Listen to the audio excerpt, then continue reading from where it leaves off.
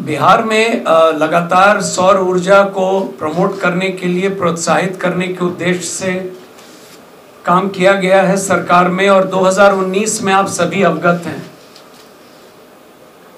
जल डैश जीवन डैश हरियाली अभियान के तहत सभी सरकारी भवनों में, आप लोग अवगत होंगे, ग्रिड कनेक्टेड सौर ऊर्जा संयंत्र लगाने का निर्णय लिया गया था। और अब तक 12,000 से ज्यादा सरकारी भवनों में ये लगाया जा चुका है। पूरे राज्य में आज के दिन में, जिसको हम घरेलू डोमेस्टिक कंज्यूमर कहते हैं, बिजली में 1,86,60,000 total consumer in this category इन बिहार। इसमें से 1,67,94,000 ये लोग कंज्यूम करते हैं 125 यूनिट तक बिजली। मतलब टोटल डोमेस्टिक कंज्यूमर के 90% लोग 125 यूनिट तक कंज्यूम करते हैं। तो आज जो कैबिनेट के द्वारा निर्णय हुआ है, उसके तहत आप अवगत हैं, पूर्व से मुख्यमंत्री विद्युत उपभोक्ता सहायता योजना लागू है।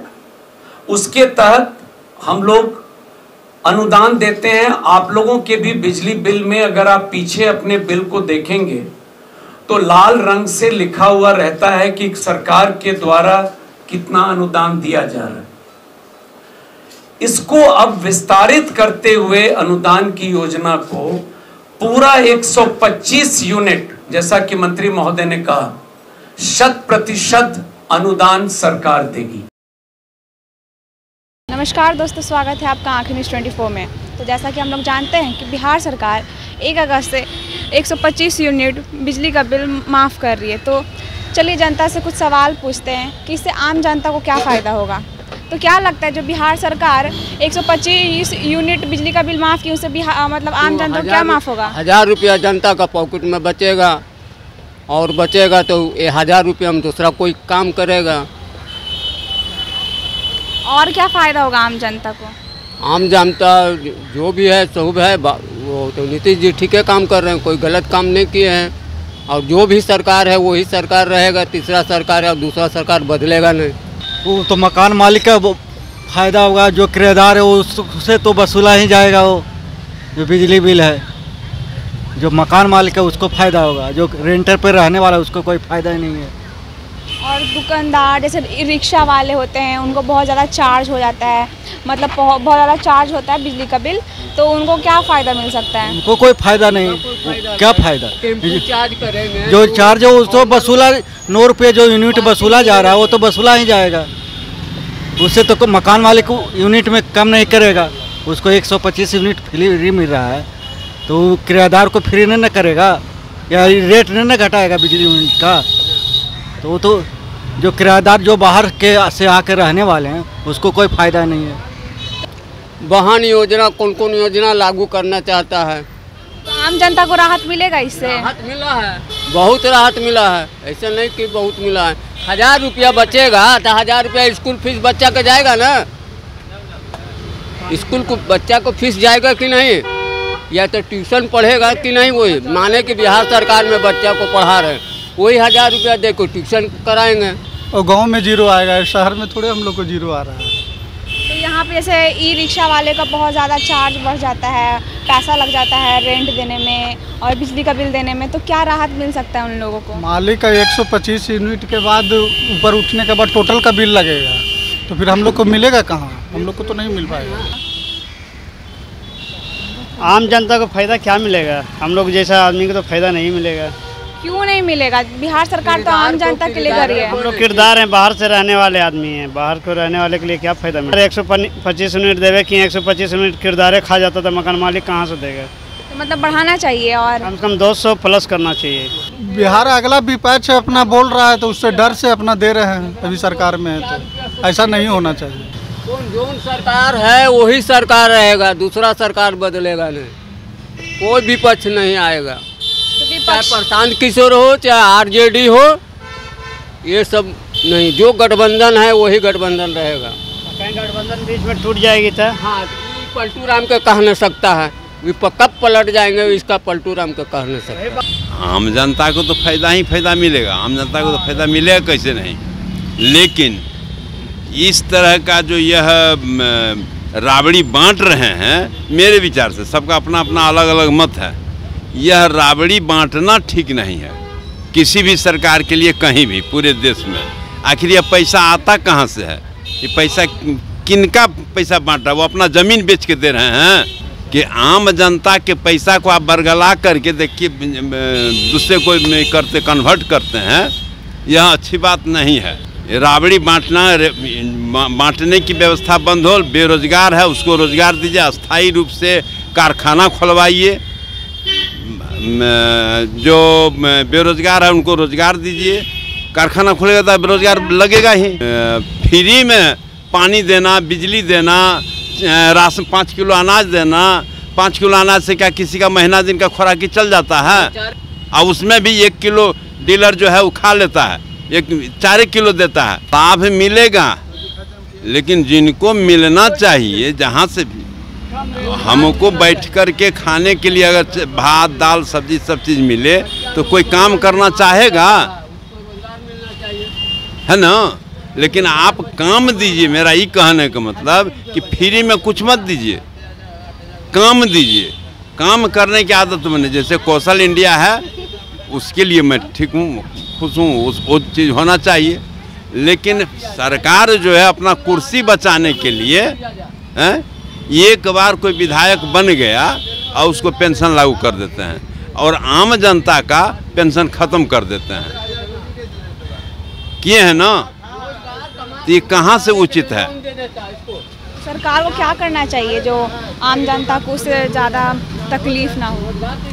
जनता को चाहिए शिक्षा, जनता को चाहिए सड़क, जनता को चाहिए रोजगार, 3 चीज़ दे दीजिए, स्वास्थ्य, कॉलेज, जिससे कि जनता अपने पैर पर खड़ा होकर के स्वावलंबी होकर के काम करे।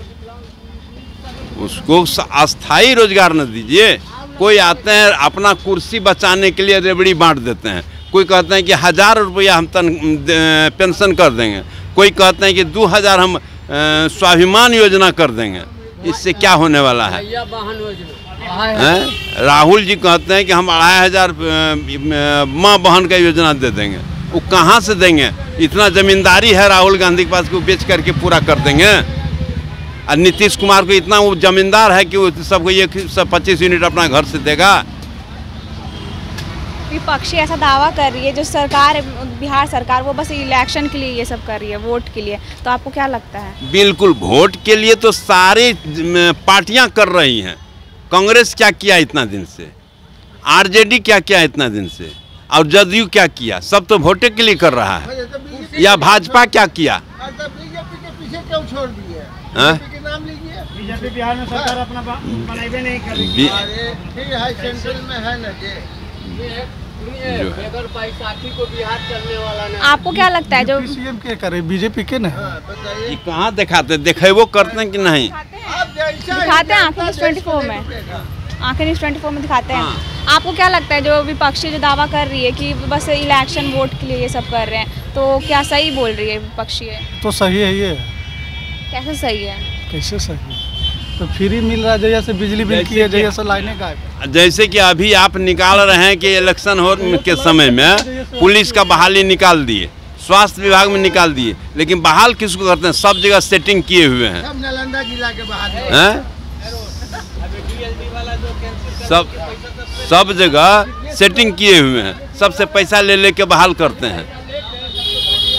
सब जगह का अलग अलग सिस्टम कर दिए हैं। अभी अगर 3 महीना इलेक्शन का है, 3 महीना में इसका रिजल्ट निकाल के जल्दी जल्दी आप जो 3 लाख 4 लाख 5 लाख चालू है ना, जो बहाल करके दिखा दीजिए, तब ना जनता समझेगी ना इतने 3 लाख को आप सर्विस दिए, नौकरी दिए। रोजगार दिए?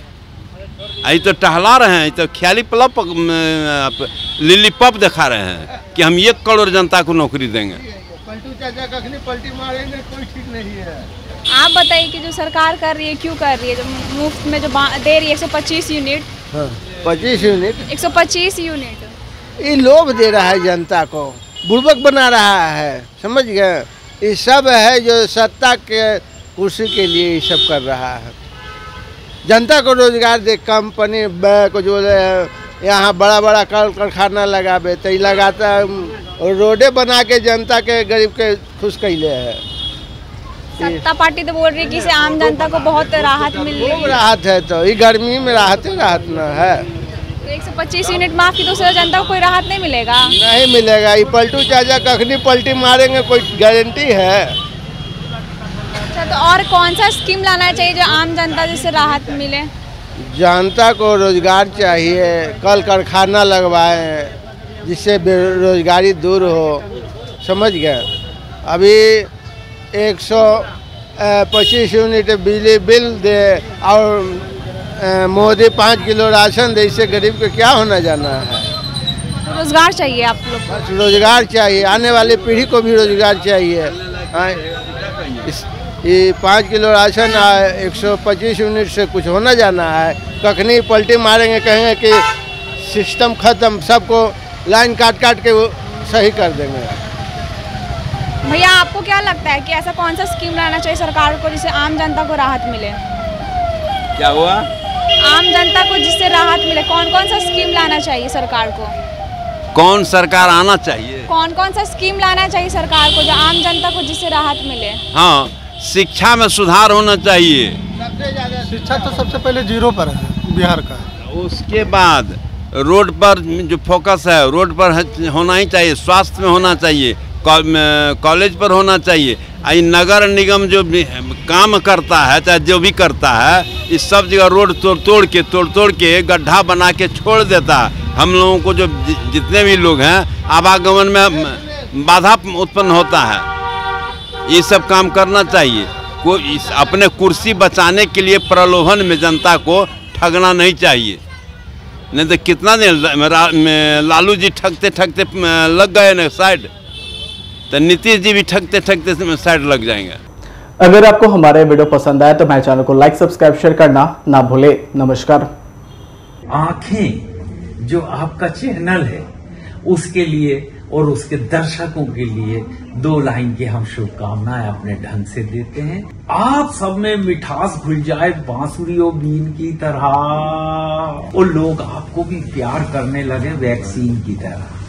हंसते रहें, मुस्कुराते रहें और देखते रहें आंखें न्यूज 24। राजधानी पटना में कई वर्षों से शिक्षा में उत्कृष्ट योगदान दे रहा है Lohia Nagar Mount Carmel high school Kankarbagh Patna. यहां नर्सरी से कक्षा 12वीं तक की होती है पढ़ाई। 10वीं और 12वीं बोर्ड परीक्षा में 100% अंक का रिकॉर्ड। एक ऐसा स्कूल जहां पठन पाठन के साथ साथ बच्चों के संपूर्ण विकास का रखा जाता है ख्याल। खेलकूद, सांस्कृतिक गतिविधि, मैथ ओलंपियाड, साइंस ओलंपियाड और बहुत कुछ। आज ही कराएं नामांकन। नामांकन की प्रक्रिया जारी है। संपर्क करें DS/16 Gayatri Mandir road, housing board colony east, Indira Nagar, Kankarbagh, Lohia Nagar, Patna. हमारा पिन कोड है 800020। पटना में कई वर्षों से शिक्षा में अहम योगदान दे रहा है Gyansthali high school Alamganj Patna city, जहां 10वीं और 12वीं की बोर्ड परीक्षाओं में 100% अंक प्राप्त कर रहे हैं बच्चे। एक ऐसा स्कूल जहां न केवल होती है पढ़ाई बल्कि साथ ही साथ होती है कल्चरल एक्टिविटी, स्पोर्ट्स एक्टिविटी से जुड़े गेम्स, मैथ ओलंपियाड से लेकर साइंस ओलंपियाड, जहां बच्चों के लिए स्कूल कैंपस अत्याधुनिक सुविधाओं से लैस, छोटे बच्चों के लिए वाहन और ट्रांसपोर्ट की विशेष सुविधा। तो देर किस बात की, आज ही कराएं अपना नामांकन Gyansthali high school Alamganj Patna city में, जहां नामांकन की प्रक्रिया जारी है। संपर्क करें पुलिस चौकी Alamganj main road near Alamganj थाना, पटना, बिहार 800007।